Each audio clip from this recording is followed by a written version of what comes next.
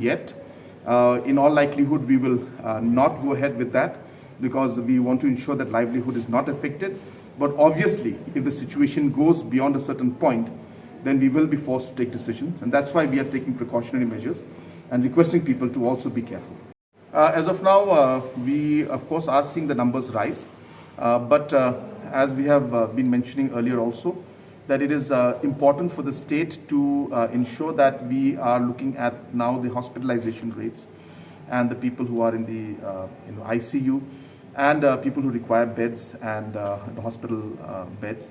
So therefore, we are going to focus on that because we are seeing that Omicron is not, or the current wave, whether it's Delta or Omicron or a mix of both, we are seeing that the hospitalization rate is not as high compared to what it was in the last wave. So therefore, as a government, we feel strongly that at this point in time, the number to really focus on is the hospitalization rate. And as of now, things are very much under control and we have enough beds available. So therefore, we are keeping a watch on the situation. But yet again, I would like to urge everybody to focus on two aspects. One is vaccination. You must get vaccinated.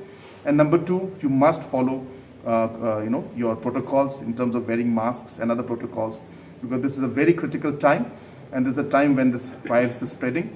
And the only way to ensure that it does not affect you or your family is to follow the protocols and get vaccinated.